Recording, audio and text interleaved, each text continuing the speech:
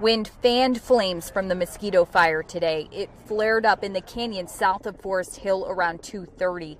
This was a view from Wharton's Market. Flames sent a huge plume of smoke into the sky. And then this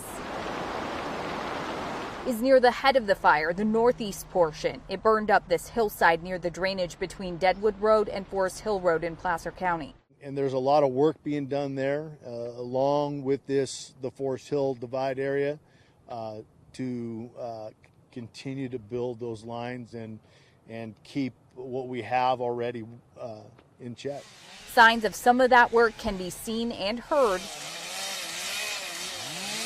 driving along Forest Hill Road, from clearing brush with chainsaws to mop-ups after back burning.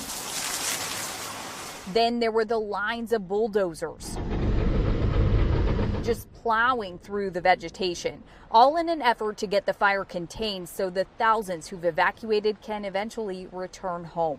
It's a very large, complex, and very tough and rugged terrain, and firefighters are going to continue to work around the clock, and we're going to get these folks back in and get this taken care of. Thanks for watching our YouTube channel. Follow today's top stories and breaking news by downloading the NBC News app.